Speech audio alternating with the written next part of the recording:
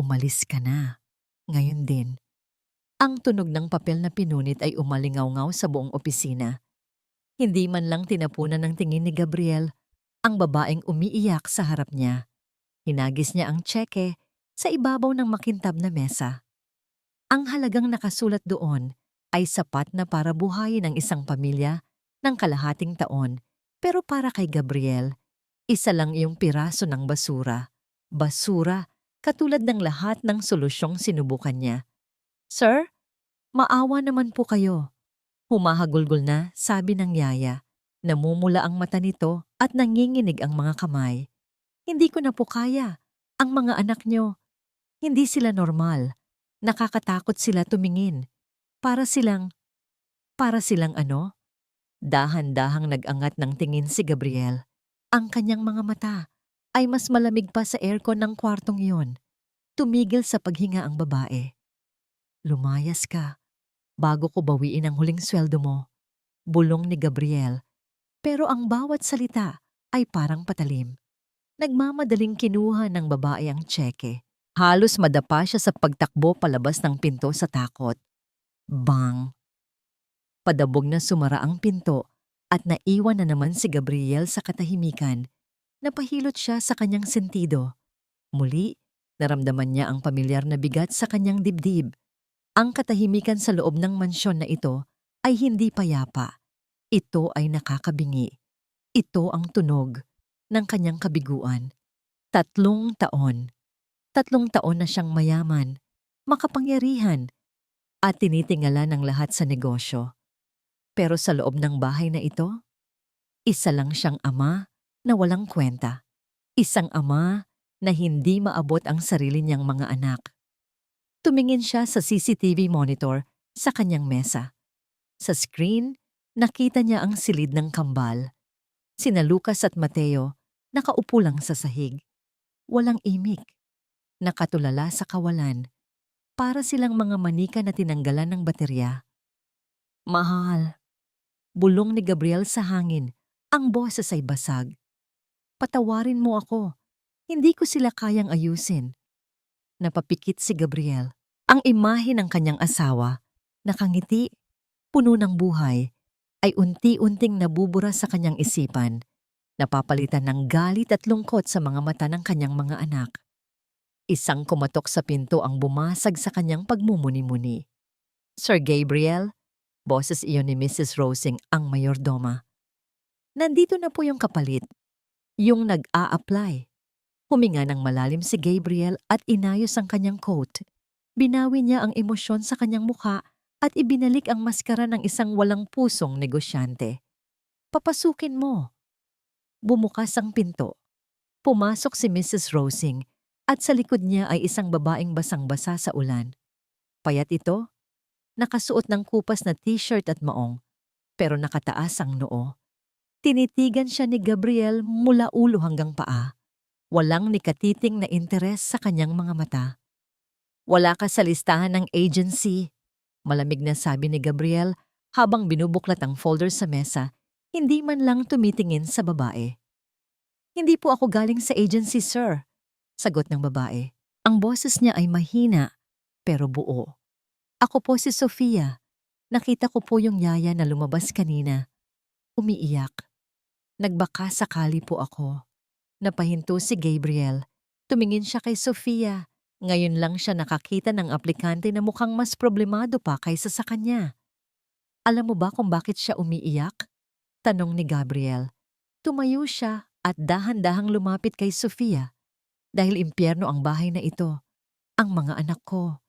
Hindi sila mga batang kaya mong alagaan ng kanta at laro lang."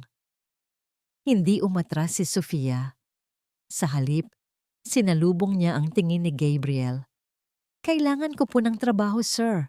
Kahit ano. Kahit tagalinis ng dumi o tagasalag ng mga ibabato nila. Gagawin ko po." Nakita ni Gabriel ang panginginig ng mga kamay ni Sofia na nakakuyom sa laylayan ng damit nito. Takot siya. Pero mas matimbang ang pangangailangan. Sa mga mata ng babaeng ito, nakita ni Gabriel ang isang pamilyar na anino. Ang anino ng nawalan. "Tanggap ka," Biglang sabi ni Gabriel. Tinalikuran niya ito at bumalik sa bintana. Nanlaki ang mata ni Mrs. Rosing.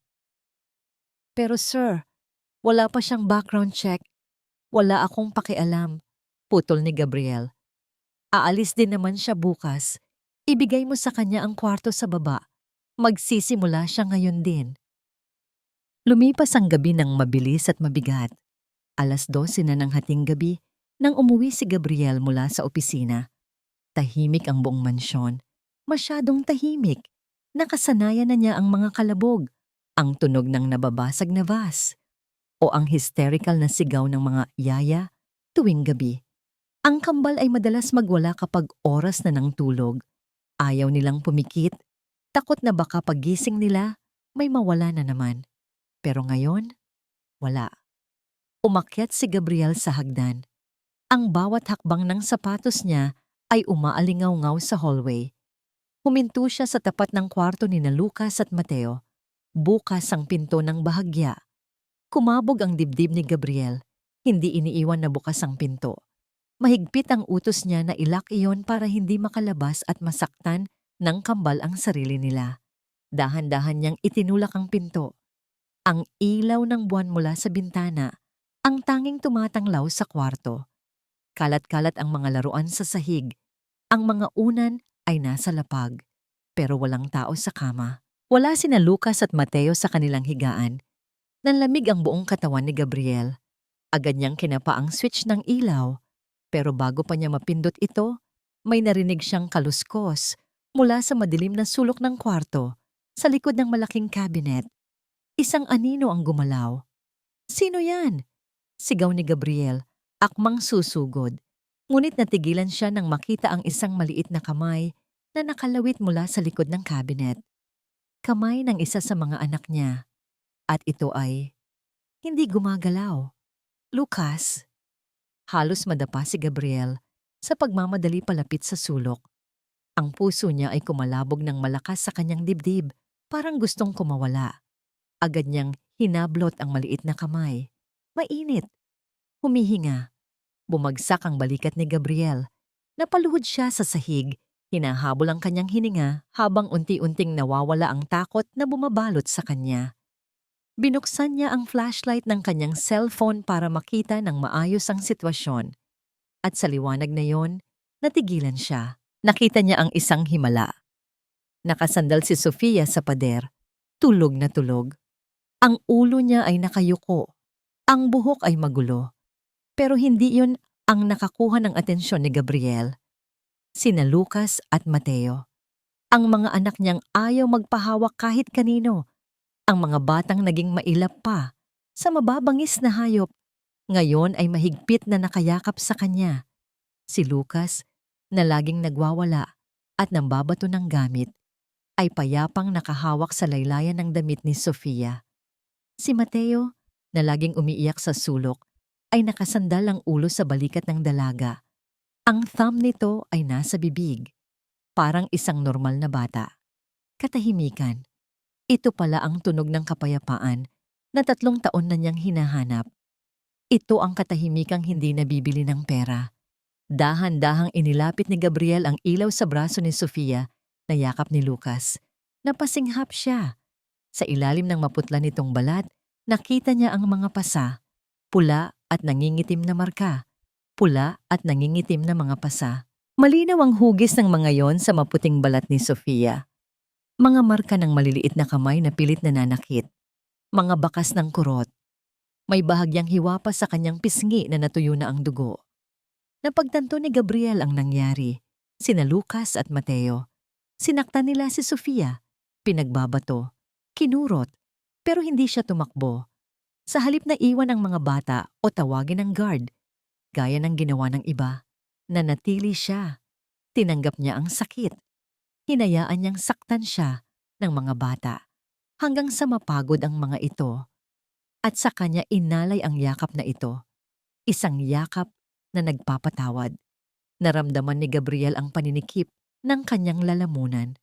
Parang may bumabara dito na hindi niya malunok. Dahan-dahan, nanginginig ang kamay. Inabot niya ang braso ni Sofia. Gusto niyang tiyakin kung totoo ba ang nakikita niya. Dumapo ang daliri niya sa pasa sa braso ng dalaga. Biglang nagmulat ng mata si Sofia. Ah! Napasinghap si Sofia at biglang napaupo. Gulat na gulat. Sa pagkabigla niya nahulog ang ulo ni Mateo mula sa balikat niya papunta sa unan. Pero hindi ito nagising. Mahimbing pa rin ang tulog nito. Nanlaki ang mga mata ni Sofia nang makita si Gabriel na nakaluhod sa harap niya. Ang muka ay ilang pulgada lang ang layo. Sir Gabriel. Utal na bulong ni Sofia, ang boses ay puno ng takot.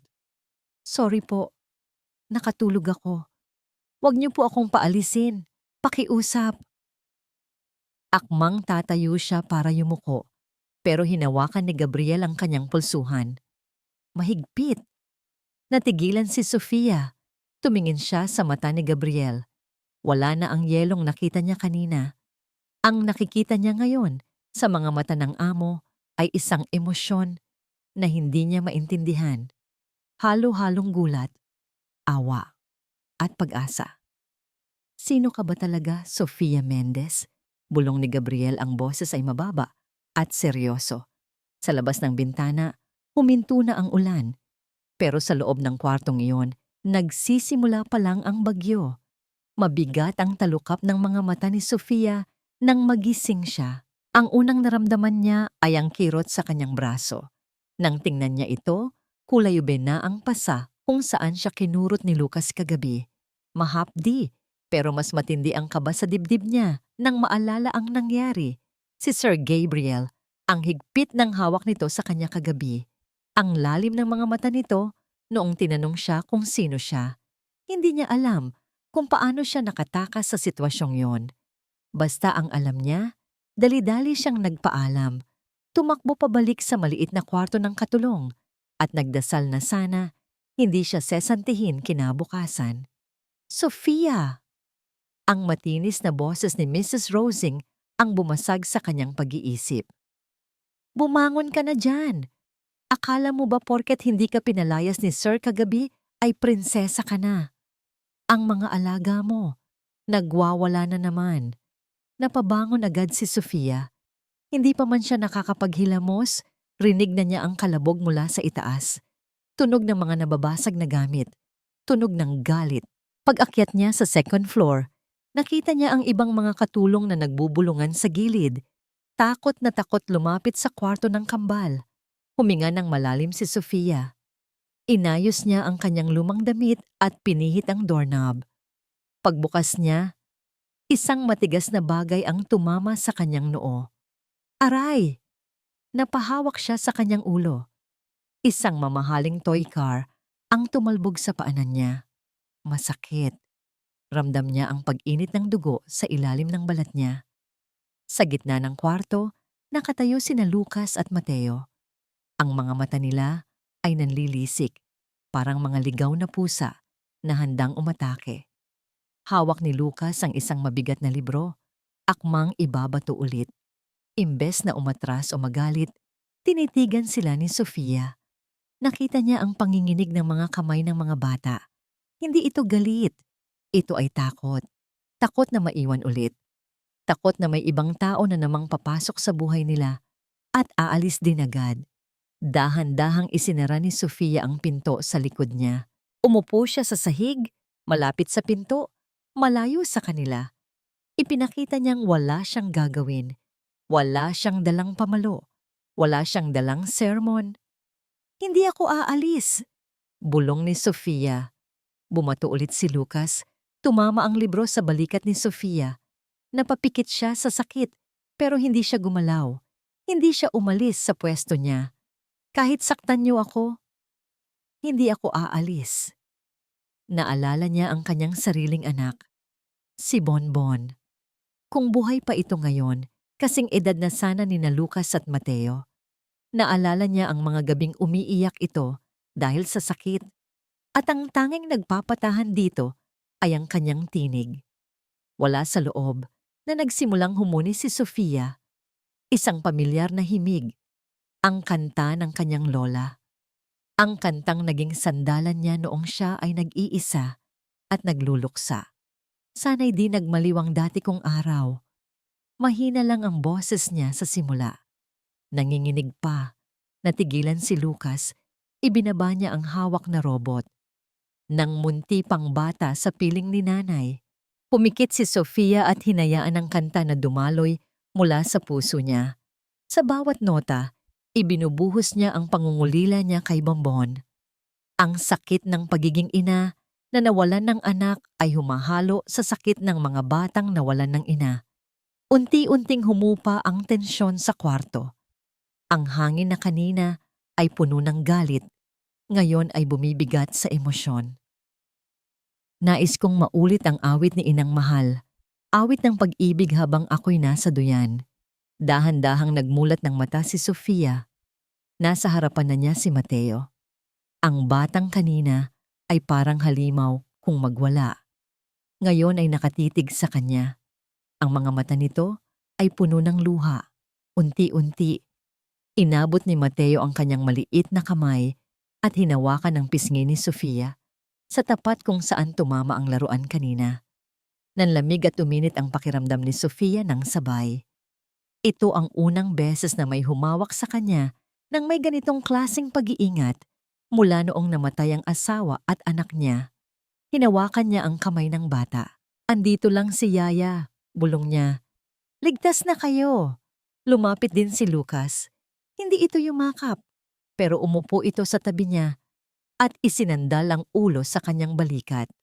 Napaluha si Sofia. Sa wakas, naintindihan niya kung bakit siya dinala ng tadhana sa bahay na ito. Kailangan niya ang mga batang ito, kung paanong kailangan din nila siya. Hindi nila namalayan na bumukas ang pinto. Nakatayo doon si Gabriel. Nakasuot na ito ng suit papasok sa trabaho, pero hindi siya makaalis. Nakahawak siya sa hamba ng pinto. Ang mga knuckles niya ay namumuti sa higpit ng kapit. Rinig niya ang kanta. Nakita niya ang eksena. Sa loob ng 3 taon, ang tanging narinig niya sa kwartong ito ay sigaw at basag na gamit. Pero ngayon, musika. Napatingin si Gabriel kay Sofia. Ang babaeng may pasa sa noo at balikat dahil sa mga anak niya, pero nagagawang ngumiti habang inaalo ang mga ito. Nagtagpo ang kanilang mga mata. Sa sandaling iyon, naramdaman ni Gabriel ang isang kakaibang pintig sa kanyang dibdib. Isang pintig na matagal na niyang kinalimutan. Hindi ito kilig, hindi pa. Ito ay pag-asa. Pero agad ding nagbago ang ekspresyon ni Gabriel nang makita ang sugat sa noo ni Sofia. Kumuyom ang kamao niya. Pumasok siya sa kwarto, ang kanyang presensya ay agad na pumuno sa silid. Tumayo ka! Utos ni Gabriel. Natigil si Sofia sa pagkanta. Agad na lumayo ang mga bata, takot sa ama nila. Sir? Nanginginig na tanong ni Sofia habang tumatayo. Lumapit si Gabriel. Sobrang lapit. Amoy ni Sofia ang mamahaling pabango nito na humahalo sa amoy ng kape. Inilabas ni Gabriel ang kanyang panyo. Walang salita. Dahan-dahan niyang dinampi ito sa sugat sa noo ni Sofia. Napasinghap si Sofia, napatigil ang mundo niya. Dumudugo. Malamig na sabi ni Gabriel, pero nanatiling nakadikit ang panyo sa noo ni Sofia. Hindi makahinga si Sofia. Ang init ng palad ni Gabriel ay tumatagos sa panyo.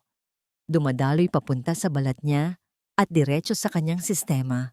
Masyadong malapit. Masyadong in time.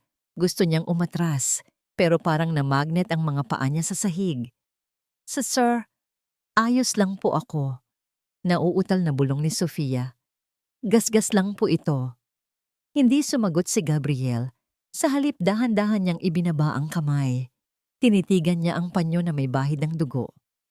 Pagkatapos, tiningnan niya si Sofia sa mata.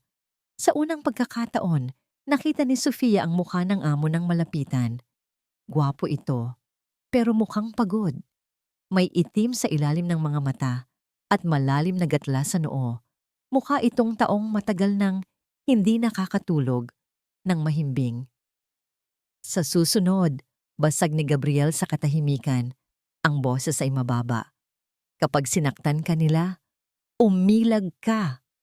Iniabot niya ang panyo kay Sofia. Sa'yo na yan. Linisin mo ang sarili mo. Ayokong makakita ng dugo sa bahay ko. Kinuha ni Sofia ang panyo. Mabango ito. Amoy mint at mamahaling cologne. Bago umalis, lumingon si Gabriel sa kambal. Sina Lucas at Mateo ay nakasiksik sa gilid ng kama, nakatingin sa ama nila nang may halong takot. Inaasahan ni Sofia na sisigawan sila ni Gabriel. Inaasahan niyang papagalitan ng mga ito dahil sa pananakit sa kanya. Pero huminga lang nang malalim si Gabriel. Tinitigan niya ang mga anak ng matagal, parang may hinahanap. Pagkatapos, walang salitang tumalikod siya at lumabas ng kwarto. Nang magsara ang pinto, napaupo ulit si Sofia sa sahig, hapo. Nanghina ang tuhod niya, hindi dahil sa takot sa mga bata, kundi dahil sa kakaibang kuryenteng naramdaman niya kanina. Hawak-hawak niya ang panyo ni Gabriel nang mahigpit. Lumapit si Mateo at tinapik ang tuhod niya. Napangiti si Sofia kahit masakit ang noo niya. Hinaplos niya ang buhok ng bata. Okay lang si Yaya, bulong niya. Okay lang tayo. Lumipas ang maghapon na parang isang panaginip. Hindi naging madali. Sinubukan pa rin siyang kagatin ni Lucas nung pinapakain niya ito ng tanghalian. Tinabig ni Mateo ang baso ng gatas noong merienda.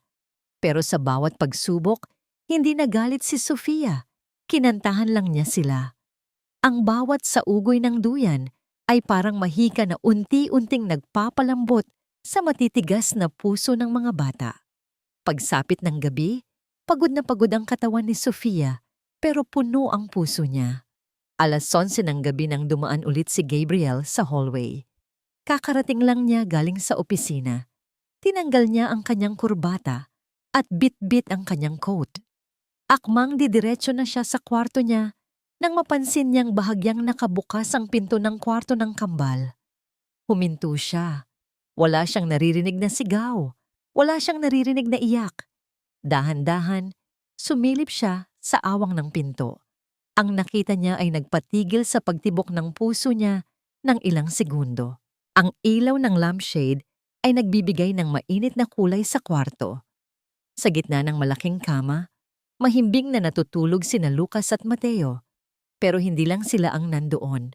Nakatulog din si Sofia sa paanan ng kama. Nakaupo sa sahig, pero ang ulo ay nakasandal sa kutsyon, malapit sa kamay ni Lucas. Ang isang kamay niya ay nakahawak sa librong binabasa niya kanina para sa mga bata. Isang mapayapang tanawin sa gitna ng bahay na matagal nang puno ng gulo. Habang pinagmamasdan ni Gabriel ang mukha ni Sofia na payapang natutulog, ang mahahabang pilik mata nito, ang maamong mukha, naramdaman niya ang isang kakaibang init sa kanyang dibdib. Isang pakiramdam na akala niya ay namatay na kasama ng asawa niya. Napahawak si Gabriel sa tapat ng puso niya. Mabilis ang tibok nito. Malakas. Natatakot siya sa nararamdaman niya, pero hindi siya makaalis. Gusto niyang pumasok. Gusto niyang ayusin ang kumot ng mga bata. Gusto niyang hawiin ang buhok na tumatakip sa mukha ni Sofia, pero nanatili lang siya sa labas. Nakatayo sa dilim, pinapanood ang liwanag ng buhay na unti-unting bumabalik sa kanyang tahanan. Iba na ang ihip ng hangin sa loob ng mansyon. Nakaupo si Gabriel sa kanyang opisina. Nakatitig sa monitor ng CCTV. Dati, ang nakikita lang niya sa screen na ito ay kadiliman at kalungkutan. Pero ngayon, para siyang nanonood ng isang himala. Sa screen, nakita niya si Sofia na nagpupunas ng sahig sa sala habang sina Lucas at Mateo ay nakaupo sa sofa, tahimik na nanonood ng TV. Hindi na sila nagwawala. Hindi na sila nambabato. Paminsan-minsan, tumitingin si Lucas kay Sofia. Tinitiyak kung nandoon pa rin ang yaya. Kapag nakita niyang nandoon pa si Sofia, bumabalik siya sa panonood ng payapa. Napahawak si Gabriel sa kanyang baba. Sino ba talaga ang babaeng ito? Wala siyang diploma sa child psychology. Wala siyang training sa special education. Ang meron lang siya ay pasensya. at boses. Tumunog ang intercom. "Sir," boses ni Mrs. Rosing, "handa na po ang hapunan." Tumayo si Gabriel. Ito ang oras na pinakaayaw niya sa buong araw. Ang hapunan ay laging tahimik, puno ng tensyon, at madalas nagtatapos sa pag-walkout ng mga bata. Pagbaba niya sa dining area, natigilan siya. Nandoon na sina Lucas at Mateo. Nakaupo sa kanilang mga high chair, pero hindi sila kumakain. Nakatingin sila sa isang tao na nakatayo sa gilid, nakayuko at naghihintay ng utos, si Sofia. Bakit hindi pa sila kumakain? Tanong ni Gabriel habang umuupo sa kabisera. "Ayaw po nila, sir." Mahinang sagot ni Mrs. Rosing. "Hinihintay ka po yata." Tumingin si Gabriel kay Lucas. Tinuro ng bata ang bakanting upuan sa tabi nito. Pagkatapos, tinuro niya si Sofia. Kumunot ang noo ni Gabriel. "Gusto nilang sumabay ka?" Namula si Sofia. "Naku, sir. Pasensya na po. Sinabihan ko na po sila na bawal yon. Katulong lang po ako." Biglang hinampas ni Mateo ang kutsara sa lamesa. Klang! Napatingin ang lahat. Nagsisimula na namang mamula ang mukha ni Mateo. Tanda na magwawala na ito. Bumuntong hininga si Gabriel. Alam niya ang rules, ang amo sa mesa, ang katulong sa kusina. Pero nang makita niya ang nagbabadyang luha sa mata ng anak niya, isa lang ang naging desisyon niya. "Maupo ka, Sofia," utos ni Gabriel. Nanlaki ang mata ni Mrs. Rosing. "Sir, binhi ka ba?" Malamig na sabi ni Gabriel nang hindi inaalis ang tingin kay Sofia. "Ipaghain mo siya ng plato. Ngayon na." Nanginginig na umupo si Sofia sa tabi ni Lucas. Para siyang nahihiyang bata na nahulihan ng candy. Nagsimula silang kumain. Tahimik pa rin, pero hindi na ito ang nakakasakal na katahimikan. Ito ay payapa. Pinanood ni Gabriel kung paano himayin ni Sofia ang isda para kay Lucas. Tinatanggalan ito ng tinik ng buong ingat. Nakita niya kung paano punasan ni Sofia ang sauce sa gilid ng labi ni Mateo gamit ang sarili niyang panyo, hindi nandidiri. May kung anong kumirot sa puso ni Gabriel. Matagal na niyang hindi nakikita ang ganitong klaseng pag-aaruga sa lamesang ito. Mula noong mawala ang asawa niya, ang hapunan ay naging transaksyon na lang ng pagkain. Pero ngayon, nagmukha itong pamilya. Hindi niya namalayan, nakatitig na pala siya kay Sofia. Napansin niya ang pilik mata nito, mahaba. Napansin niya ang kamay nito, magaspang, halatang sanay sa trabaho, pero malambot humawak sa mga anak niya. Nag-angat ng tingin si Sofia at nagtama ang mata nila. Mabilis na nag-iwas ng tingin si Gabriel at uminom ng tubig. Halos mabilaukan siya. Ano ba itong iniisip niya? Yaya siya. Yaya siya ng mga anak mo, Gabriel. Umayos ka. Pagkatapos ng hapunan, paakyat na sana si Gabriel sa kanyang kwarto nang makita niya si Sofia sa hagdanan. May bit-bit itong basket ng maruruming damit galing sa kwarto ng mga bata. Mukhang mabigat. "Ako na dyan," sabi ni Gabriel, akmang kukunin ang basket. "Naku, sir, wag na po." Gulat na sagot ni Sofia na atras siya ng bahagya. "Trabaho ko po ito. Nakakahiya naman po sa inyo." Sa pag-atras ni Sofia, hindi niya napansin na basa pa pala ang huling baitang ng hagdan, nakakamop lang ng ibang katulong. Nadulas ang paa niya. "Ah!" Bumagsak ang basket. Nagkalat ang mga damit. Pati hulog na si Sofia paatras. Mabilis pa sa kidlat ang reflexes ni Gabriel. Hinablot niya ang braso ni Sofia at hinila ito palapit sa kanya para hindi ito mahulog sa hagdan. Sa lakas ng hila, bumangga ang katawan ni Sofia sa dibdib ni Gabriel. Mahigpit ang yakap ni Gabriel sa bewang ng dalaga. Ang mga kamay ni Sofia ay nakakapit sa balikat ng amo para hindi matumba. Tumigil ang mundo. Rinig na rinig ni Gabriel ang bawat paghinga ni Sofia. Amoy na amoy niya ang buhok nito. Amoy araw at mura na shampoo. Pero para kay Gabriel, ito ang pinakamabangong amoy sa mundo. Nakatitig si Sofia sa kanya. Ang mga mata ay nalalaki sa gulat. Ang mga labi nito ay bahagyang nakaawang. Dugdug. Dugdug, dugdug. Hindi gumalaw si Gabriel, hindi rin gumalaw si Sofia. Ang tanging nararamdaman nila ay ang mabilis na tibok ng kani-kanilang puso. Ang init ng palad ni Gabriel sa bewang ni Sofia ay parang apoy na tumatagos sa manipis na tela ng uniforme nito. Sa sobrang lapit, nakikita ni Gabriel ang maliliit na pekas sa ilong ni Sofia. Nakikita niya ang takot sa mga mata nito, pero sa likod ng takot, may ibang emosyon. Isang emosyon na matagal na niyang hindi nakikita sa kahit sinong babae. Paghanga. Sir! Mahinang bulong ni Sofia. Ang hininga niya ay dumampi sa baba ni Gabriel. Para itong malamig na tubig na gumising sa kanya. Agad na binitawan ni Gabriel si Sofia, pero inalalayan pa rin niya ito hanggang sa makatayo ng maayos. Umatras siya, inaayos ang kanyang gusot na polo para itago ang panginginig ng kanyang mga kamay. Tumingin ka sa dinadaanan mo, masungit na sabi ni Gabriel, pero garalgal ang boses niya. Hindi siya makatingin ng diretso kay Sofia. Paano kung nahulog ka? Sino ang mag-aalaga sa mga bata? Yumuko si Sofia, namumula ang buong muka hanggang tenga. Sorry po sir, hindi na po mauulit. Mabilis na pinulot ni Sofia ang mga nakakalat na damit. Halos hindi na niya maipasok ang mga ito nang maayos sa basket sa sobrang pagmamadali. Nanginginig ang mga kamay niya. Sige po sir, paalam niya nang hindi tumitingin at mabilis na tumakbo pababa papunta sa laundry area. Naiwan si Gabriel sa hagdan. Nakatayo, nakatulala. Dahan-dahan niyang itinaas ang kanyang kamay, ang kamay na humawak sa bewang ni Sofia kanina. Parang nandoon pa rin ang init. Napailing siya. Nababaliw na ako! Bulong niya sa sarili.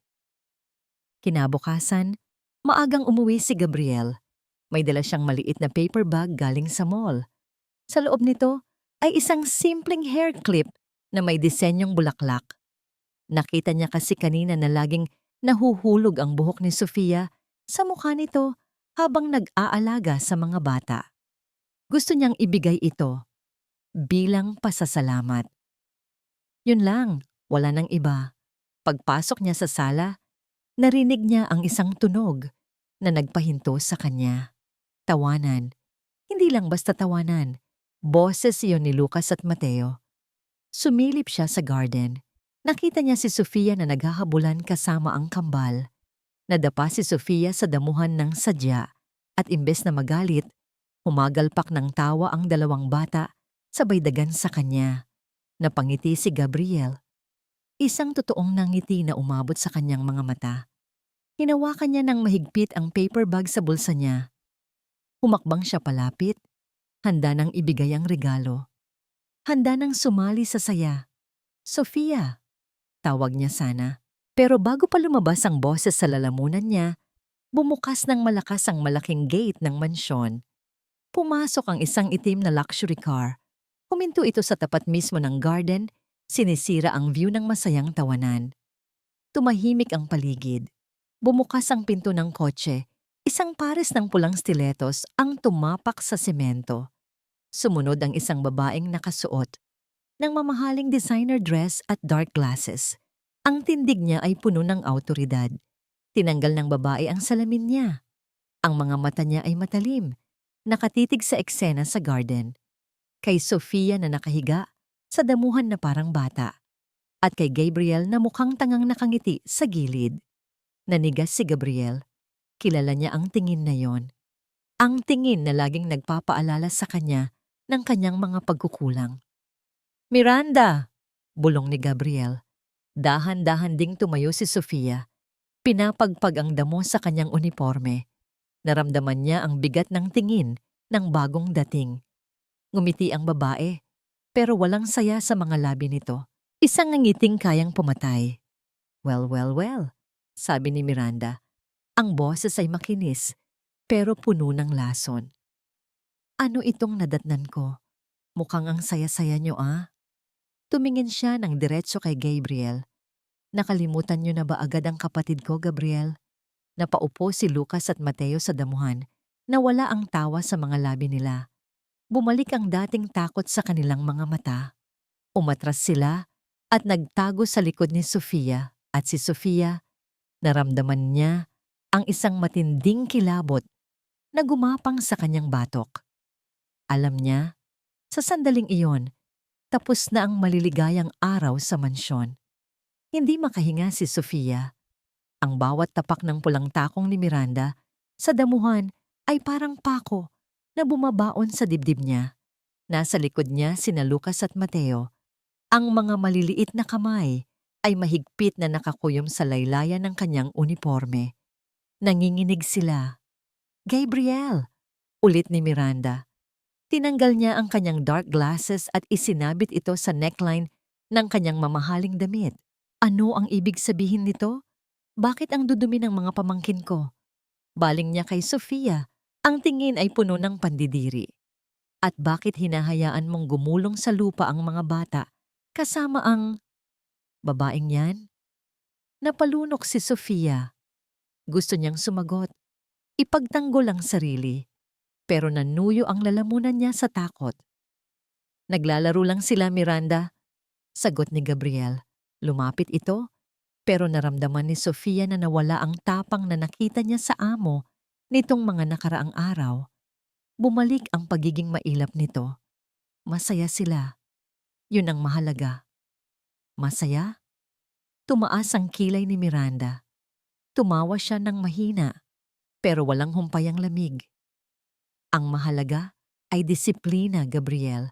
Nakalimutan mo na ba ang pangarap ng kapatid ko para sa kanila? Gusto niyang lumaki silang disente, hindi mga batang kalye. Lumapit si Miranda sa mga bata. "Lucas, Mateo, halina kayo kay tita. May pasalubong ako, galing Paris." Inilahad niya ang kanyang mga kamay.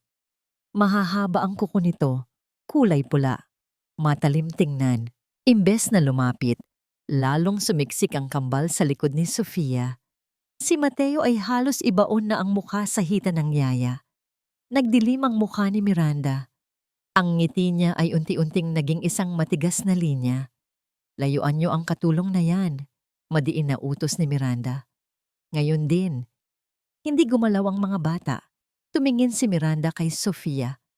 Sa mga mata nito, nakita ni Sofia ang isang pangako. Pangako na gagawin niyang impyerno ang buhay ng sino mang humarang sa kanya. "Ikaw," duro ni Miranda kay Sofia. "Bitawan mo sila." "Hey, hindi ko po sila hawak, ma'am." Mahinang sagot ni Sofia. Nakayuko. "Sila po ang nakakapit." "Sumasagot ka pa." Isang malakas na sampal ang dumapo sa pisngi ni Sofia. Pak! Napasinghap si Gabriel. "Miranda, tama na." Agad na humarang si Gabriel sa pagitan nina Miranda at Sofia. Hawak niya ang braso ng hipag. Pinipigilan ito. Napahawak si Sofia sa pisngi niya. Mahapdi, mainit. Pero mas masakit ang nakita niya sa mga mata ni Lucas at Mateo. Takot na takot sila. Binawi ni Miranda ang braso niya mula kay Gabriel. Inayos niya ang kanyang buhok at huminga ng malalim. Tila walang nangyari. "Simula ngayon," malamig na deklara ni Miranda, "ako na ang masusunod sa bahay na ito. Gabriel, masyado kang malambot. At ikaw?" Tiningnan niya ulit si Sofia. "Magpalit ka ng uniforme. Ayokong nakikita ang mukha mo malapit sa mga bata. Doon ka sa kusina." Lumipas ang ilang araw na parang nasa bilangguan ng mansyon. Bawal nang kumain ang mga bata kasama si Sofia. Bawal na ang pagkanta. Naglagay si Miranda ng mga bagong CCTV hindi para sa seguridad, kundi para bantayan ang bawat galaw ni Sofia. Isang hapon, habang naglilinis si Sofia ng hallway sa second floor, narinig niya ang boses ni Miranda mula sa kwarto nito. Bukas ng bahagya ang pinto. Dahil sa kuryosidad at kaba, dahan-dahang lumapit si Sofia habang nagpupunas ng vase. "Oo, attorney. Inaayos ko na," sabi ni Miranda sa telepono. Tumatawa ito habang nagsasali ng wine sa baso. Masyadong naging emosyonal si Gabriel. Wala na siyang silbi. Kapag nakuha ko na ang full custody sa kambal, ipadadala ko agad sila sa boarding school sa Switzerland. Nanlaki ang mga mata ni Sofia. Switzerland? Ilalayo sila sa ama nila? Huwag kang mag-alala. Patuloy ni Miranda. Ang trust fund lang naman ang kailangan natin. Ang mga bata, sagabal lang sila. Mas mabuti ngang hindi sila nagsasalita eh. Mas madaling manipulahin. Nabitawan ni Sofia ang hawak niyang basahan. Napatingin si Miranda sa pinto. Mabilis na yumuko si Sofia at nagkunwaring nagkikiskis ng sahig ng madiin. Kumabog ng malakas ang dibdib niya. Narinig niya ang mga yapak ni Miranda palapit sa pinto. Isinara ito ng malakas. Hinihingal si Sofia. Hindi ito pwede. Hindi mahal ni Miranda ang mga bata. Pera lang ang habol nito. Kailangan niyang sabihin kay Gabriel. Pero paano? Maniniwala ba ito sa kanya? Siya na isang hamak na yayalang laban sa kapatid ng asawa nito. Kinagabihan, sinuway ni Sofia ang utos ni Miranda. Puslit siyang pumasok sa kwarto ng kambal noong tulog na ang donya. Hindi niya kayang hayaang matulog ang mga bata nang walang yakap, lalo na ngayong alam niya ang planong ilayo sila.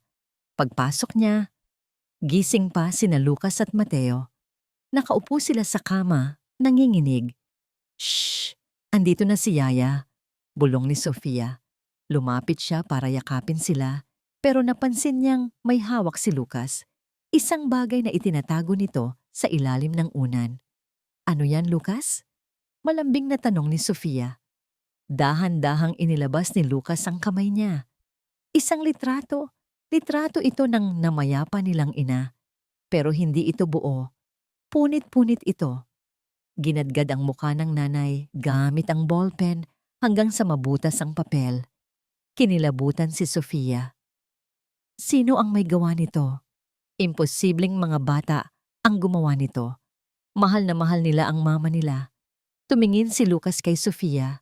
Ang mga mata ng bata ay puno ng hilakbot.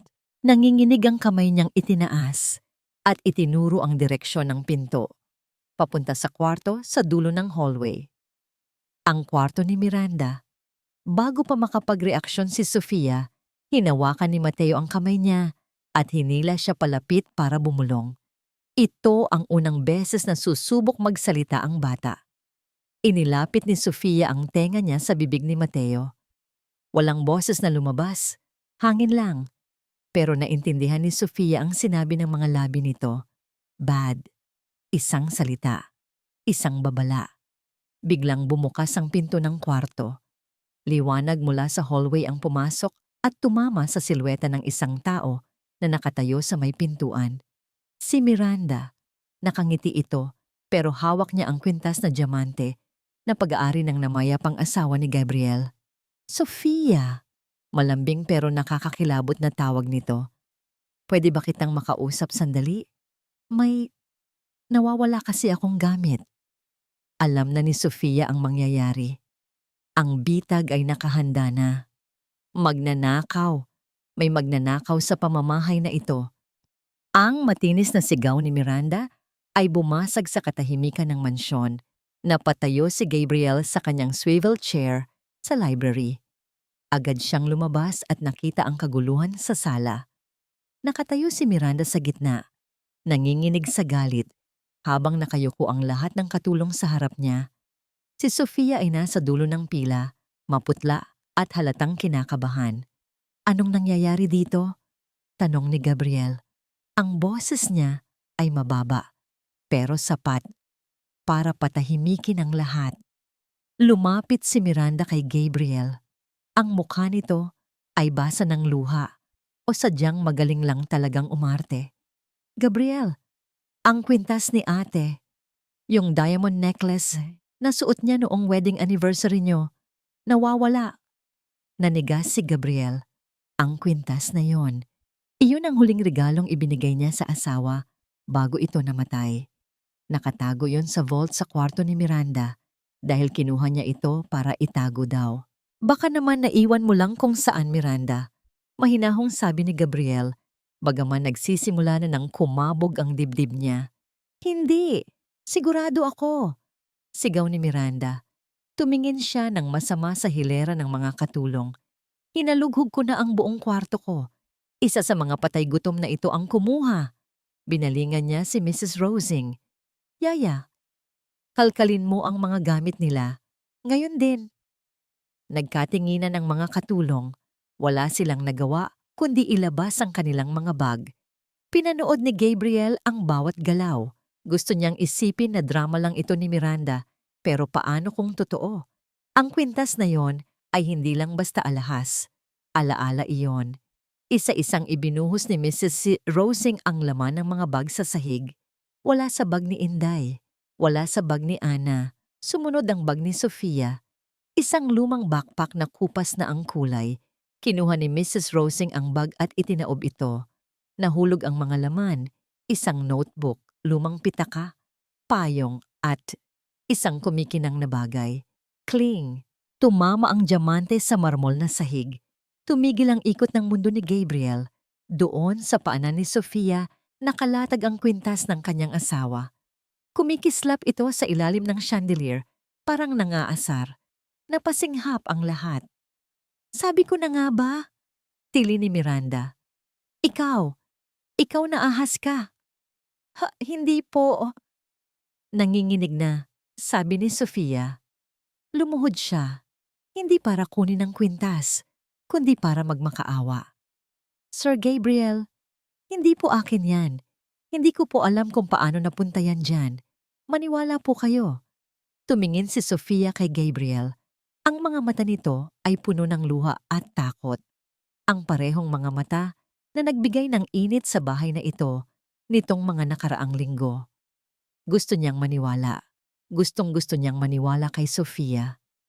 Pero ang ebidensya ay nasa harap niya. Nakita mo na, Gabriel? Sulsol ni Miranda. Lumapit ito sa kanya at bumulong.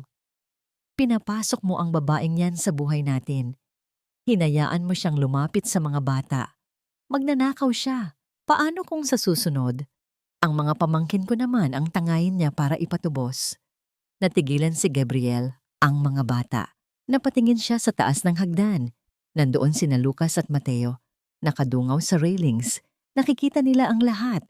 Nakita ni Gabriel ang takot sa mukha ng mga anak niya. Bumalik ang fatal flaw ni Gabriel. Ang takot na mawalan ng kontrol. Ang takot na masaktan ulit ang pamilya niya. Hindi siya pwedeng sumugal. Kahit gaano pa kabigat sa loob niya, kailangan niyang piliin ang sigurado. Kailangan niyang protektahan ang mga bata. Kahit ang kapalit nito ay ang pagiging walang puso. Tumigas ang panga ni Gabriel. Pinatay niya ang emosyon sa kanyang mga mata. Sofia! Tawag niya. Nag-angat ng tingin si Sofia. Umaasa. Kuhanin mo ang mga gamit mo. Malamig na utos ni Gabriel. Sir? Umalis ka na. Dagdag niya, hindi tumitingin sa mata ng dalaga. Bago pa ako tumawag ng pulis. Pero sir, wala po akong kasalanan. Humagulhol na si Sofia. Lumapit siya at akmang hahawakan ang braso ni Gabriel. Pero humarang si Miranda. Bingi ka ba? Sabi ni Sir. Layas, sigaw ni Miranda. Tinulak ni Miranda si Sofia. Napaupo ang dalaga sa sahig. Tiningnan lang ito ni Gabriel. Gusto niyang tulungan itong tumayo. Gusto niyang sigawan si Miranda. Pero nanatili siyang nakatayo, parang estatwa. Dahan-dahang tumayo si Sofia. Pinulot niya ang kanyang mga gamit nang nanginginig ang mga kamay. Tumingin siya ulit kay Gabriel sa huling pagkakataon. Wala siyang nakitang awa. Ang nakita lang niya ay ang dating Gabriel, ang malamig at matigas na yelo. Salamat po. Sa lahat, sir. Bulong ni Sofia, tumalikod siya at naglakad palabas ng pinto. Paglabas ni Sofia, biglang kumulog ng malakas. Bumuhos ang ulan. Kasabay ng pagbagsak ng luha ni Gabriel na hindi niya pwedeng ipakita. Sa taas ng hagdan, nakita ni Gabriel ang kambal. Sina Lucas at Mateo. Bukas ang bibig nila. Pula ang mukha. Ang mga ugat sa leeg ay lumalabas. Sumisigaw sila. Pero gaya ng dati, walang boses na lumalabas. Isang piping sigaw ng pagmamakaawa. Isang piping sigaw ng sakit. Inabot nila ang kanilang mga kamay sa direksyon ng pinto kung saan lumabas si Sofia. Pero huli na. Isinara na ng guard ang malaking pinto. Ang tanging narinig na lang sa loob ng mansyon ay ang halakhak ni Miranda na pilit niyang tinatago sa ubo at ang tunog ng puso ni Gabriel na unti-unting nadudurog. 2 araw na ang nakalipas mula nang umalis si Sofia at ang mansyon ay nagmistulang sementeryo. Wala nang musika, wala nang tawanan. Ang tanging naririnig lamang ay ang mabibigat na yabag ng mga katulong na takot magsalita at ang tunog ng aircon na tila humuhuni ng isang malungkot na kanta.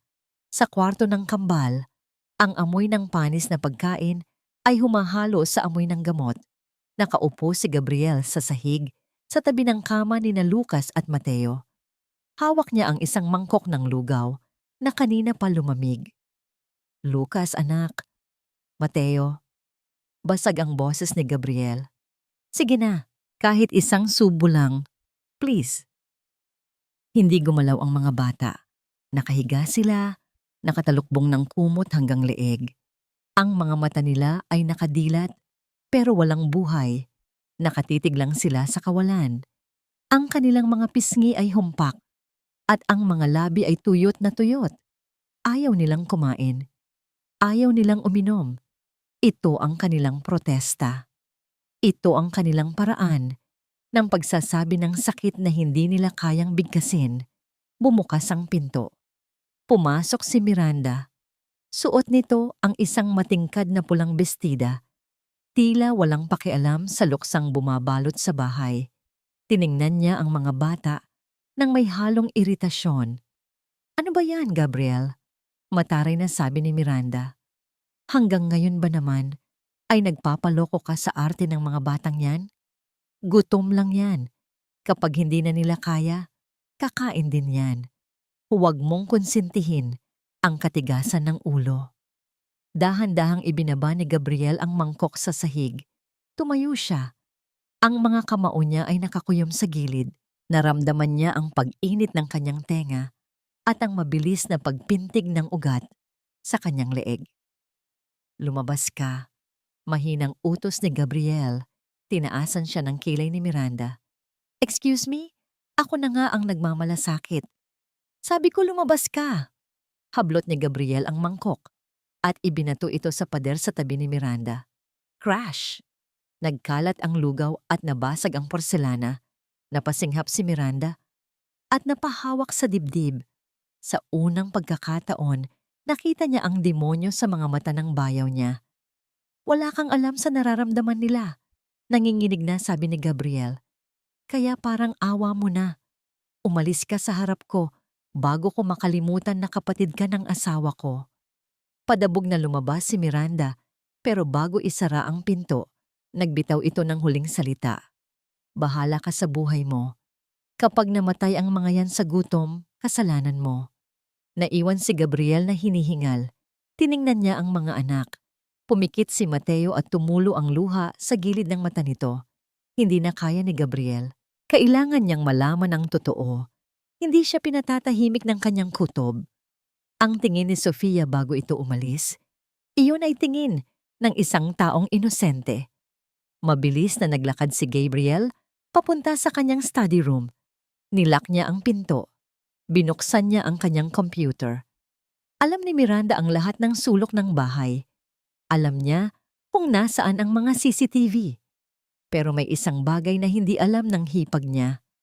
Noong nakaraang buwan, naglagay si Gabriel ng isang hidden camera sa loob ng mata ng malaking teddy bear na nakaupo sa estante sa hallway. Direktang nakatutok sa pwesto kung saan hinalughog ang mga bag ng mga katulong. Kumabog ang dibdib ni Gabriel habang hinahanap ang file. Click. Nagplay ang video. Nakita niya ang kaguluhan sa sala. Nakita niya si Mrs. Rosing na abala sa pag-aalis ng laman ng mga bag. At doon, sa gilid ng screen, nakita niya ang anino ng isang babae. Si Miranda. Habang nakatalikod ang lahat, dahan-dahang lumapit si Miranda sa backpack ni Sofia na nakalapag sa silya. Lumingon-lingon ito sa paligid. Nang masigurong walang nakatingin, mabilis itong dumukot ng isang bagay mula sa bulsa ng kanyang palda. Isang kumikinang na kwintas. Walang pag-aalinlangan, inihulog ni Miranda ang alahas sa nakabukas na zipper ng bag ni Sofia. Pagkatapos ay lumayo ito at umakto na. Parang walang nangyari. Huminto ang mundo ni Gabriel. Hayop! Napabulong si Gabriel. Ang luha ng galit at pagsisisi ay sabay na pumatak. Sinuntok niya ang mesa. Bang! Nasaktan siya. Pero wala yon kumpara sa sakit ng ginawa niya. Pinalayas niya si Sofia. Pinalayas niya ang kaisa-isang tao na nagmahal at nag-alaga sa mga anak niya ng totoo. Para lang protektahan ang isang ahas. Kinuha niya ang telepono. Tinawagan niya ang number ni Sofia sa application form. The number you have dialed is strictly unattended. Tinawagan niya ang landlord ng boarding house ni Sofia. Wala na po siya dito, sir. Sagot ng landlord. Umuwi na po sa probinsya kagabi pa. Ipinakasal na yata ng magulang sa iba dahil nawalan ng trabaho. Nabitawan ni Gabriel ang telepono. Huli na ba ang lahat? Biglang may narinig siyang kalabog mula sa kwarto ng kambal. Hindi ito ordinaryong kalabog. Ito ay tunog ng katawan na bumagsak sa sahig. Lucas, Mateo. Tumakbo si Gabriel pabalik sa kwarto. Pagbukas niya ng pinto, nakita niya si Mateo na nakahandusay sa sahig, walang malay. Si Lucas naman ay nasa gilid, nanginginig, at pilit na ginigising ang kapatid. Pero maputla na rin ito at halos hindi na makahinga. Diyos ko! Binuhat agad ni Gabriel si Mateo. Tumawag kayo ng ambulansya. Bilis! Sa ospital, nagkakagulo ang mga doktor at nurse. Nakadextrose na ang kambal. Severe dehydration at stress. Pero ang mas nakakatakot ay ang trauma. Nagwawala si Lucas kapag may lumalapit na nurse. Sinisipa niya ang mga gamot. Tinatanggal niya ang swero. Takot sila sa lahat ng tao. Dok, kailangan niyo silang pakalmahin. Sigaw ni Miranda na biglang sumulpot sa ER. Turukan niyo ng sedative. Masyado silang bayolente. Huwag! Sigaw ni Gabriel na pilit hinahawakan si Lucas. Huwag niyong tuturukan ang anak ko. Gabriel, tingnan mo sila. Sinasaktan nila ang sarili nila. Giit ni Miranda. Kumuha siya ng isang syringe mula sa tray ng nataranta na nurse. Ako na ang gagawa kung ayaw niyo. Lumapit si Miranda kay Lucas. Ang mata ng babae ay puno ng diin, determinado na patahimikin ang bata. Lucas baby, calm down, bulong ni Miranda, pero ang hawak niya sa braso ng bata ay mahigpit at masakit. Itinapat niya ang karayom, nanlaki ang mga mata ni Lucas. Nakita niya ang mukha ng tita niya. Ang mukha ng babaeng dahilan kung bakit nawala ang mama nila at kung bakit nawala si Yaya Sofia. Sa sobrang takot at galit, binuksan ni Lucas ang kanyang bibig. Kinagat niya ng madiin ang kamay ni Miranda.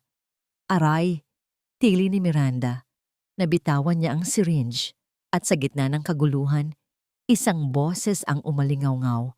Isang boses na 3 taong hindi narinig ng mundo. Malat, basag, pero puno ng tapang. Dad, stop her! Tumigil ang lahat. Napatigil ang mga nurse.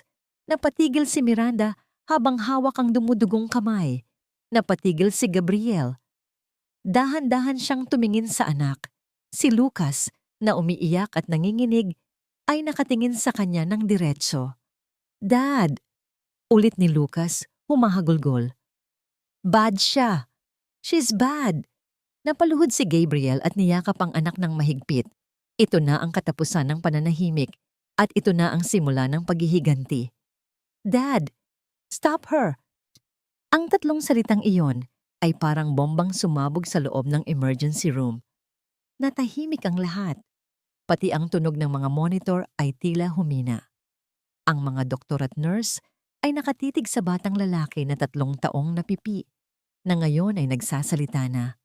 Mahigpit na niyakap ni Gabriel si Lucas. Nanginginig ang bata sa bisig niya. Basang-basa ito ng pawis at luha. "Anong sinabi mo, anak?" Bulong ni Gabriel, hindi makapaniwala. "Ulitin mo." Si Miranda, na hawak-hawak ang kanyang dumudugong kamay, ay namumutla. Ang tapang sa mukha nito ay napalitan ng takot. "Nagsisinungaling siya!" sigaw ni Miranda. "Baliwang batang yan. Trauma yan. Turukan niyo na siya. Tumahimik ka!" Bulyaw ni Gabriel. Ang boses niya ay dumagundong sa buong kwarto. Bumaling siya kay Lucas. Hinaplos niya ang likod nito. "Lucas, anak! Nandito si Daddy. Ligtas ka na. Sabihin mo sa akin, bakit? Bakit kayo hindi nagsasalita?" Huminga ng malalim si Lucas. Masakit ang lalamunan niya. Ang boses niya ay garalgal at mahina. Parang kalawangin na makina na pilit pinapaandar. Kasi sabi ni tita." Tumingin si Lucas kay Miranda nang may takot. Pero mas sinigpitan ni Gabriel ang yakap. Sabi niya, "Kami ang pumatay kay mama." Nanlaki ang mga mata ni Gabriel. "Ano?" Sabi niya. Sumali si Mateo. Ang boses nito ay pabulong lang, halos sangin. "Kung magsasata kami, mamatay ka rin daw, Daddy. Mawawala ka rin parang si mama." Napasinghap ang mga nurse sa paligid. Bumagsak ang mundo ni Gabriel. Sa loob ng 3 taon, akala niya ay trauma sa aksidente ang dahilan ng pananahimik ng mga anak niya. Iyon pala ay takot. Takot na mawalan ng ama. Inako ng 2 musmos na ito ang bigat ng isang kasalanang hindi naman nila ginawa para lang protektahan siya. Dahan-dahang tumayo si Gabriel. Binitiwan niya ang mga anak at humarap kay Miranda. Iba ang tindig ni Gabriel ngayon. Wala na ang pagod. Wala na ang lungkot. Ang natitira na lang ay purong puot. "Gabriel, huwag kang maniwala sa kanila." Nauutal na depensa ni Miranda, umaatras. "Mga bata lang yan. Nag-iimbento sila. Ginawa ko lang naman ang lahat para ano?" Malamig na tanong ni Gabriel. "Para sa pera? Para sa trust fund? Para sa kapatid ko." Sigaw ni Miranda, biglang nagbago ang timpla. Lumabas na ang tunay na kulay. "Dahil hindi ka naging mabuting asawa sa kanya. Wala kang kwenta, Gabriel. At ang mga batang yan, sila ang dahilan kung bakit namatay ang kapatid ko. Kung hindi sila naging pasaway sa kotse noon, buhay pa sana siya." Pak! Hindi kamay ang dumapo sa mukha ni Miranda. Isang folder ng medical chart ang ibinalibag ni Gabriel sa paanan nito. "Lumabas ka," bulong ni Gabriel. Ang boses niya ay nanginginig sa pagpipigil na huwag pumatay ng tao. "Bago ko makalimutan na may batas sa bansang ito, lumabas ka at huwag na huwag ka nang magpapakita sa akin o sa mga anak ko." "Hindi mo pwedeng gawin to. Ako ang legal guardian nila kapag wala ka." "Subukan mo," hamon ni Gabriel. Lumapit siya ng dahan-dahan, ang mga mata ay nanlilisik. "Subukan mong lumapit ulit at ipaparanas ko sa iyo ang impyernong ipinaranas mo sa mga anak ko sa loob ng 3 taon. Ipakukulong kita, Miranda. Tandaan mo yan." Natakot si Miranda. Nakita niya na seryoso si Gabriel. Wala na siyang kakampi sa kwartong yon. Padabog siyang tumalikod, hawak ang sugatang kamay at lumabas ng air. Nang mawala si Miranda, parang nabunutan ng tinik ang dibdib ni Gabriel. Pero hindi pa tapos. Bumalik siya sa kama ng kambal. Umiiyak pa rin ang mga ito, pero hindi na dahil sa takot. "Daddy," tawag ni Mateo. "Si Yaya Sofia." Kumirot ang puso ni Gabriel. Wala siyang kasalanan, garalgal na sabi ni Lucas. "Si tita, nakita namin. Nilagay ni tita yung kwintas sa bag ni Yaya." Pumikit si Gabriel. Ang katotohanan ito ay mas masakit pa sa pisikal na sugat. Si Sofia, ang babaeng tinaboy niya sa ulan. Ang babaeng nagmalasakit sa kanila kahit walang kapalit. "Alam ko na, anak. Patawarin niyo si Daddy." Bulong ni Gabriel habang pinupunasan ang luha ng mga anak. "Naging bulag ako. Gusto namin si Mama Sofia, iyak ni Mateo. Please, Daddy, ibalik mo si Mama Sofia. Mama. Tinawag nilang Mama si Sofia. Tumango si Gabriel. Pangako, ibabalik ko siya. Kahit saan pa siya nagpunta, hahanapin ko siya. Kinuha ni Gabriel ang kanyang cellphone. Tinawagan niya ang kanyang private investigator na kanina pa niya inutusan. Nasaan siya? Bungad ni Gabriel. Sir, sagot ng nasa kabilang linya. Medyo maingay ang background. Na-trace namin siya. Nasa probinsya na siya ng Quezon. Pero sir, may problema. Anong problema? Aalis na po siya bukas.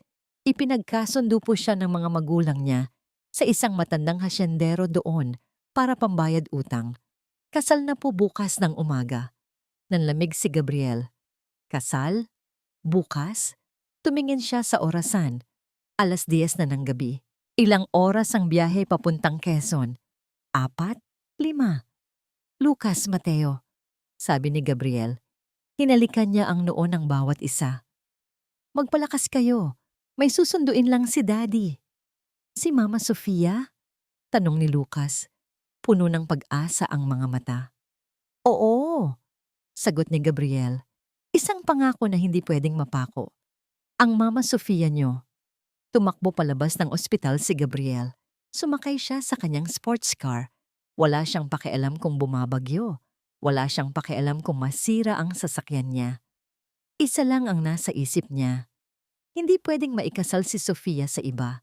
Dahil sa gabing ito, napagtanto ni Gabriel ang isang bagay na huli na niyang inamin sa sarili. Hindi lang ang mga bata ang nangangailangan kay Sofia. Mahal niya ito. Pinaharurot ni Gabriel ang sasakyan sa basang kalsada. Hinahabol ang oras, hinahabol ang pag-ibig na muntik na niyang hayaang mawala. Bumabagyo sa labas, pero mas malakas ang bagyo sa loob ng dibdib ni Gabriel. Mahigpit ang hawak niya sa manibela ng kanyang sports car. Ang wiper ay halos hindi nakayanin ang lakas ng ulan.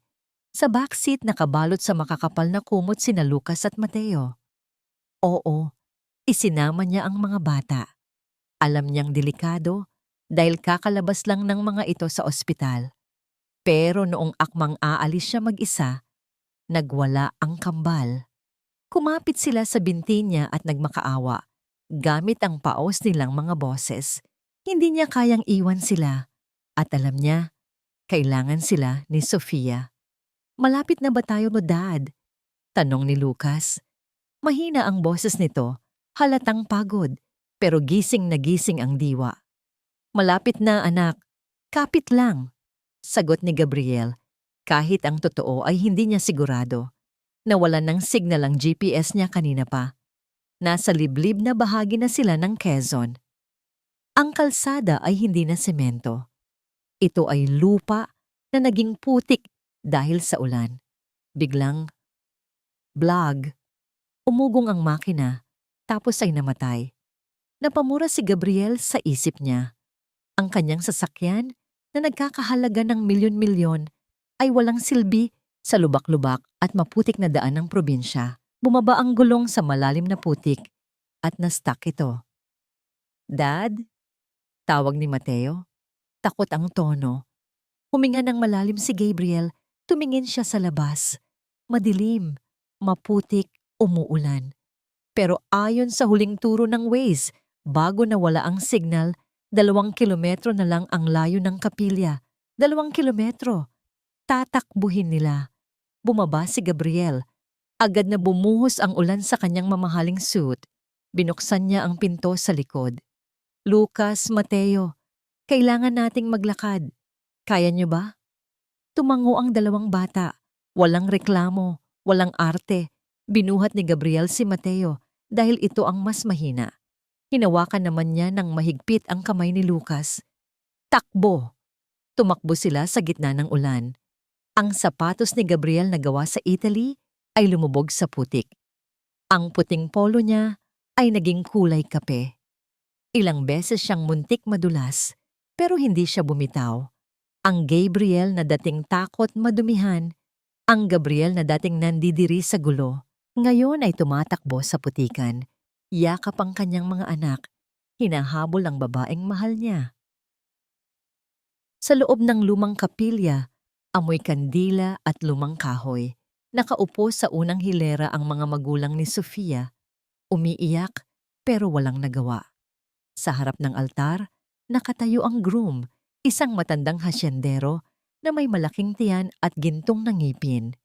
Nakangisi ito, halatang sabik na makuha ang premyo niya, kapalit ng pagbayad sa utang ng pamilya.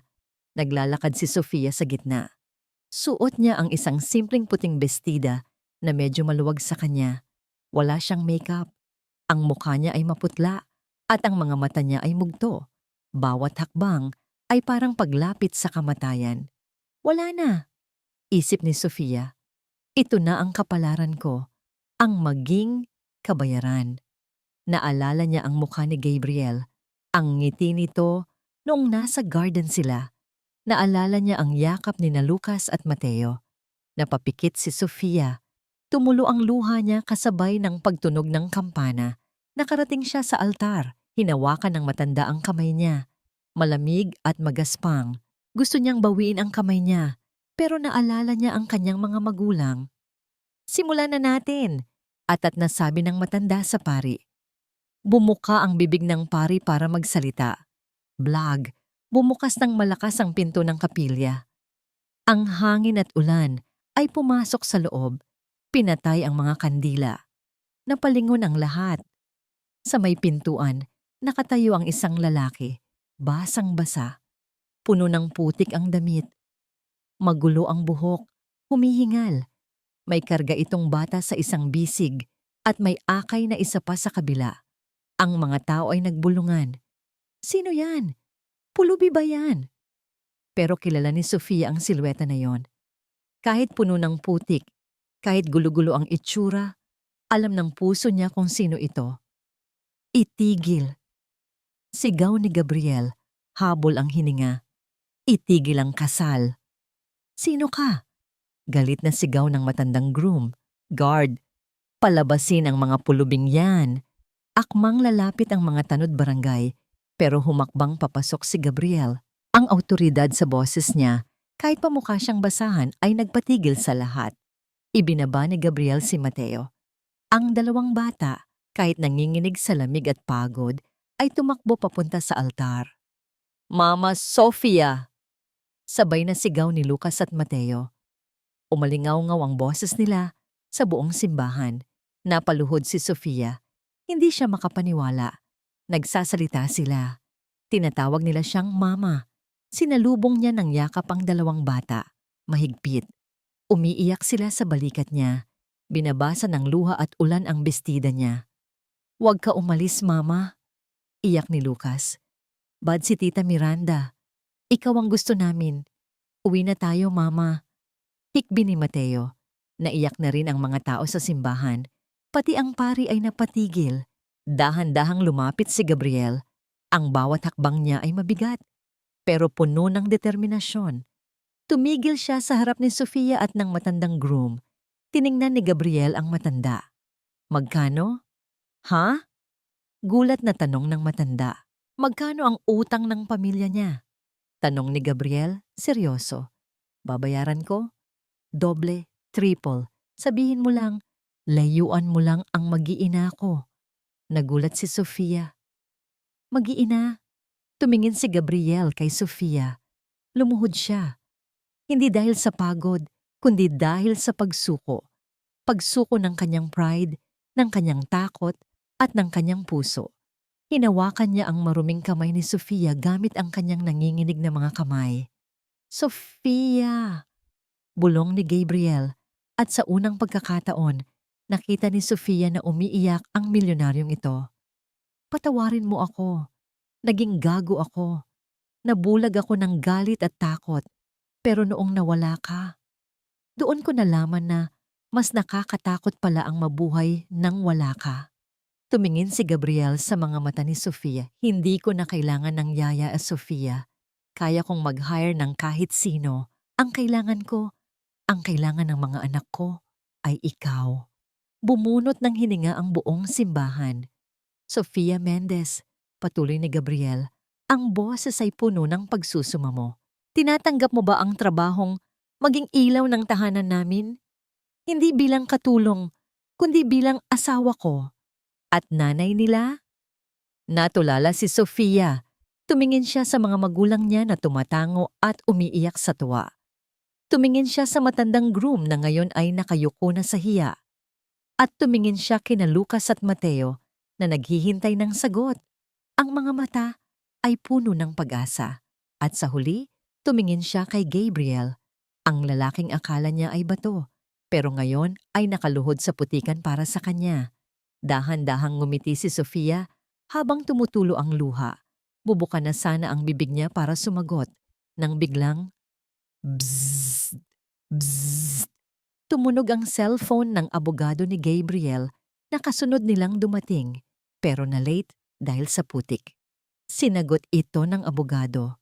Namutla ang mukha nito. Lumapit ang abogado at bumulong kay Gabriel. Habang nakaluhod pa ito, "Sir, tumawag ang opisina. Si Miranda, nakatakas siya sa ospital at dala niya ang lahat ng documents ng bank accounts niyo. Sir, empty na ang accounts. Ninakaw niya ang lahat." Natigilan si Gabriel. Wala na ang yaman. Wala na ang pera pambayad sa matanda. Tumingin siya kay Sofia. Paano niya tutuparin ang pangako niyang babayaran ng utang kung wala na siyang pera? Isa na lang siyang hamak na ama na walang maibibigay kundi ang sarili niya. Sasagot pa kaya ng oo si Sofia kung malalaman niyang ang lalaking nasa harap niya ay hindi na ang makapangyarihang CEO, kundi isang lalaking bagsak na sa lupa? Nakaluhod pa rin si Gabriel sa putikan, nakayuko sa harap ni Sofia. Ang hiya na nararamdaman niya ay parang nilulunod siya. Siya si Gabriel Ferreira, ang laging may solusyon, ang laging may sagot. Pero ngayon wala. Naramdaman niya ang mainit na palad ni Sofia sa kanyang pisngi. Dahan-dahan, inangat nito ang mukha niya. Nagulat si Gabriel. Inaasahan niyang makikita ang dismaya sa mga mata ni Sofia. Inaasahan niyang tatalikuran siya nito dahil wala na siyang pera. Pero ang nakita niya ay isang nampangiti. Isang ngiting mas maliwanag pa sa anumang diamante na nawala sa kanya. "Gabriel," malambing na tawag ni Sofia. Ito ang unang beses na tinawag siya nito sa pangalan ng walang sir. "Tumingin ka sa akin." Tinitigan siya ni Gabriel. "Sa tingin mo ba, minahal ko sina Lucas at Mateo dahil sa sweldo?" Tanong ni Sofia, naluluha. "Sa tingin mo ba, kaya kita nagustuhan ay dahil sa mansyon at mga kotse mo?" Umiling si Gabriel, hindi makapagsalita. "Mayaman ka man o mahirap, ikaw pa rin ang lalaking tumakbo sa bagyo para sa akin." Patuloy ni Sofia. Hinawakan niya ang kamay ni Gabriel na puno ng putik. "Ikaw pa rin ang ama na gagawin ang lahat para sa mga anak niya. Yun ang kayamanan na hindi mananakaw ni Miranda. Pero ang utang," bulong ni Gabriel, "kailangan kang tubusin." Walang hiya. Sumingit ang matandang hasyendero. Tama na ang drama. Kung walang pera, ituloy ang kasal. Akin na ang babaeng yan. Akmang hahablutin ng matanda si Sofia. Biglang tumayo si Gabriel. Ang pagiging pulubi niya ay naglaho. Bumalik ang tindig ng isang CEO. Hinarangan niya si Sofia at ang mga bata.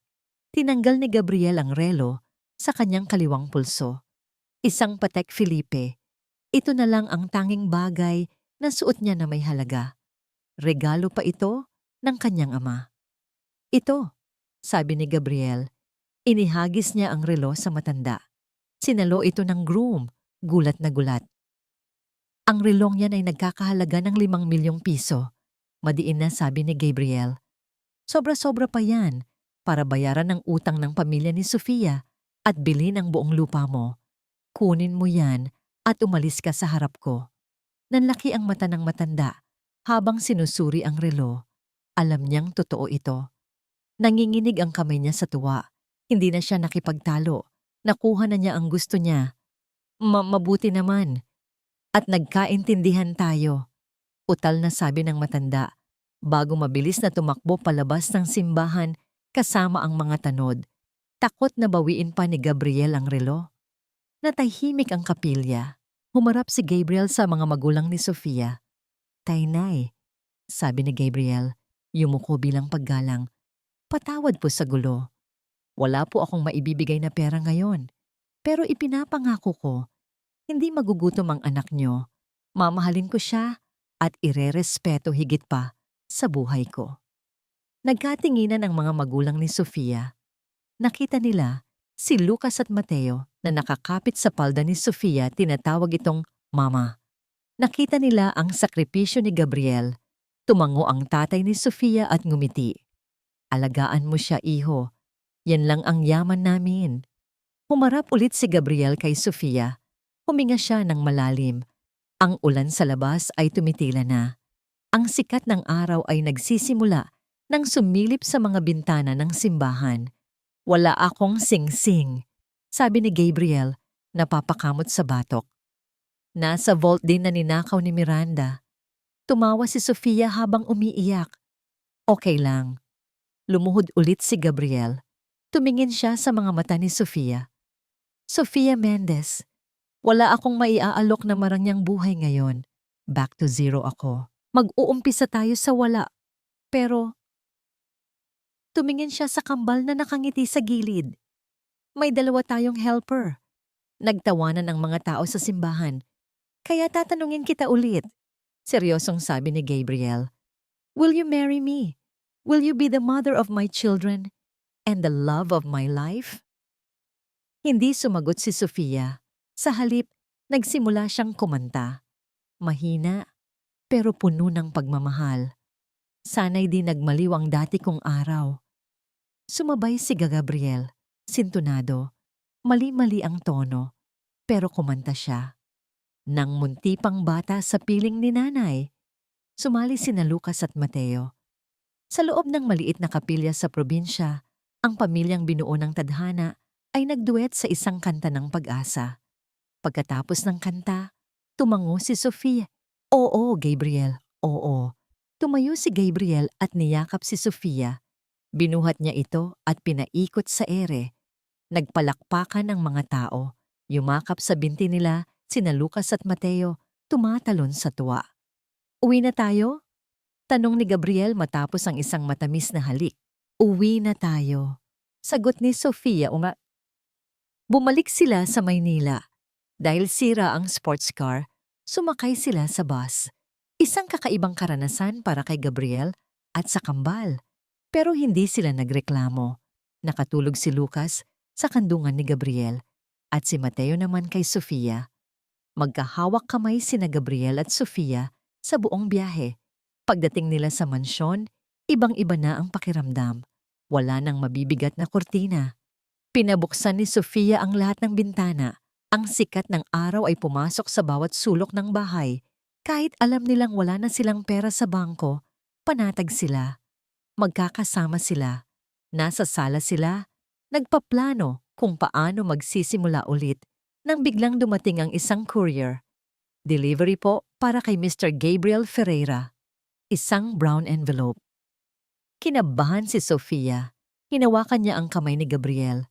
Binuksan ni Gabriel ang envelope. Binasa niya ang laman.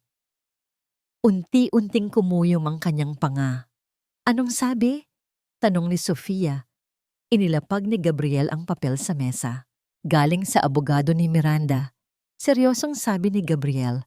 Naghain siya ng kaso. Custody battle. Sinasabi niya na dahil wala na akong pera at may history ng trauma ang mga bata sa puder ko. Unfit father daw ako.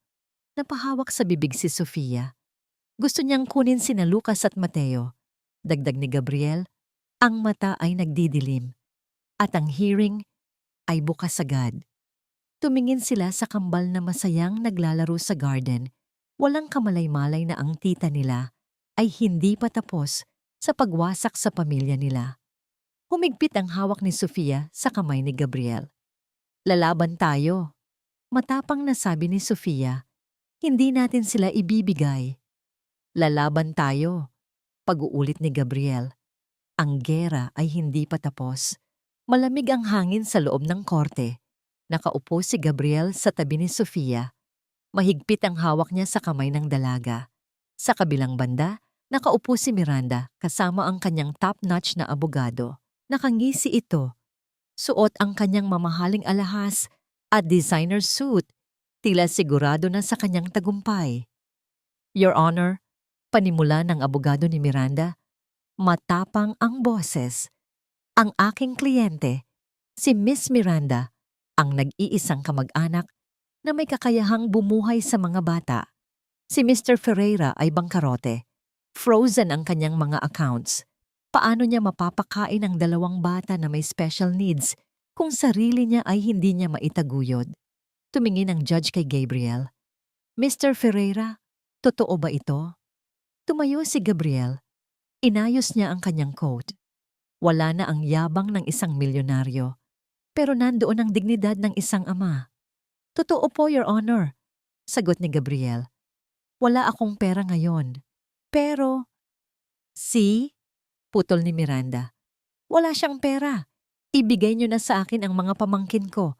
Ipapadala ko sila sa Switzerland para gumaling. Objection! Sigaw ng abogado ni Gabriel.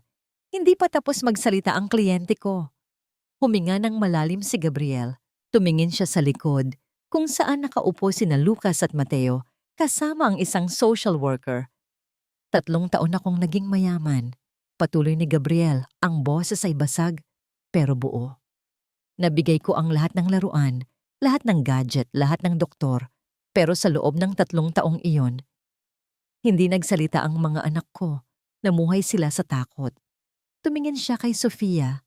Pero noong dumating ang babaeng ito, na walang pera, walang titulo, doon lang sila natutong ngumiti ulit. Your Honor, ang kailangan ng mga anak ko ay hindi Swiss boarding school. Ang kailangan nila ay tahanan.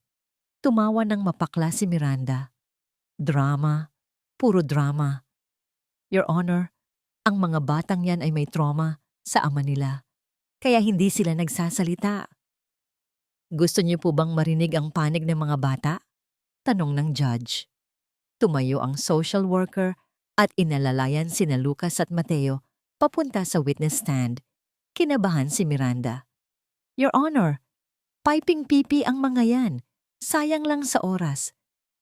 Tita Miranda. Natigil ang lahat. Si Mateo. Nagsalita siya sa mikropono. Namutla si Miranda. Bad si Tita Miranda. Dagdag ni Lucas habang nakahawak sa kamay ng kapatid. Tumingin siya sa judge ng diretso. She hurt us. She hurt Mama Sophie. Nagbulungan ang mga tao sa korte. Sinungaling! Sigaw ni Miranda. Napatayo sa galit. Tinuruan niyo sila. Brainwashing yan. At isa pa po, Your Honor. Singit ng abogado ni Gabriel. May bagong ebidensya kaming isusumite. Naglabas ang abogado ng isang flash drive. Ito po ang CCTV footage na nakuha namin sa cloud server ni Mr. Ferreira. Bago burahin ni Miss Miranda ang mga files, kitang-kita dito ang pagnanakaw niya sa alahas at ang pananakit niya sa mga bata noong wala ang ama. Nanlaki ang mga mata ni Miranda. Akala niya ay nabura na niya ang lahat. Pinanood ng judge ang video sa monitor. Sa bawat segundong lumilipas, lalong kumukunot ang noo ng hukom.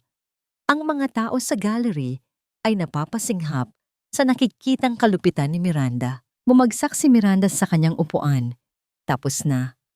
Miss Miranda Cruz, matigas na sabi ng judge, dahil sa bigat ng ebidensya, hindi lang kita tatanggalan ng karapatan sa mga bata. Ipinag-uutos ko rin ang agarang pag-aresto sa'yo para sa kasong child abuse at theft. Huwag! Hindi niyo pwedeng gawin to! Tili ni Miranda habang nilalapitan siya ng mga pulis. Kapatid ako ng nanay nila. Gabriel, tulungan mo ako! Tiningnan lang siya ni Gabriel. Niyakap niya si Sofia at ang mga bata. Hustisya lang yan, Miranda. Bulong ni Gabriel habang hinihila ng mga pulis ang nagwawalang babae palabas ng korte. Nang magsara ang pinto, katahimikan. Pagkatapos ay palakpakan. Nagyakapan sina Gabriel, Sofia, Lucas at Mateo. Isang yakap na hindi na kayang tibagin ng kahit sino. Isang buwan ang lumipas.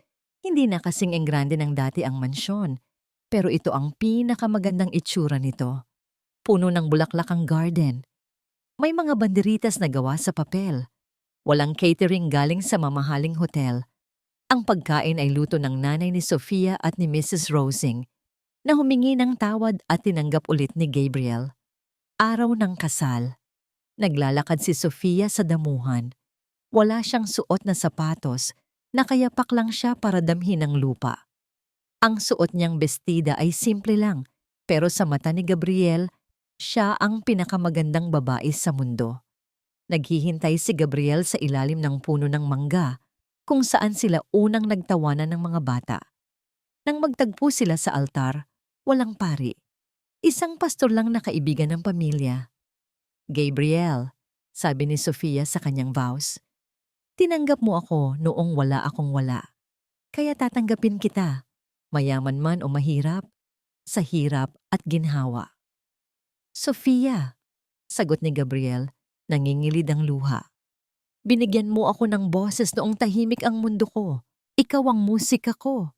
Ikaw ang pahinga ko. Isinuot nila ang simpleng sing-sing na pilak. You may kiss the bride. Hinalikan ni Gabriel si Sofia malalim, puno ng pasasalamat. Yehey! Sigaw ni Lucas at Mateo habang nagsasaboy ng petals. Pagkatapos ng seremonya, naupo sila sa isang mahabang bench, ang bagong pamilya, Ferreira. Lumubog ang araw, nagkulay kahel ang langit. Kinuha ni Sofia ang gitara. Isang kanta para sa bagong simula? Tanong niya. Tumango si Gabriel. Inakbayan niya ang asawa at ang mga anak. Nagsimulang kumanta si Sofia. Ang pamilyar na himig ng saugoy ng duyan ay umalingaw-ngaw sa hardin. Pero sa pagkakataong ito, hindi na ito kanta ng pagluluksa o pangungulila. Ito ay kanta ng pagmamahal, kanta ng isang pamilyang binuo hindi ng dugo, kundi ng pagpili. Sina Lucas at Mateo ay nakasandal sa dibdib ni Gabriel at Sofia, payapang nakikinig. Napatingin si Gabriel sa langit. Parang nakita niya ang isang bituin na kumislap. Alam niyang nakangiti na rin ang ina ng mga bata mula sa itaas. Masaya na nasa mabuting kamay na ang mga ito. Hinalikan ni Gabriel ang noo ni Sofia. Salamat, bulong niya. Ngumiti si Sofia at ipinikit ang mga mata. Ninanamnam ang kapayapaan. Dito nagtatapos ang kwento ng bilyonaryo at ng yaya. Pero dito rin nagsisimula ang kwento ng isang tunay na pamilya.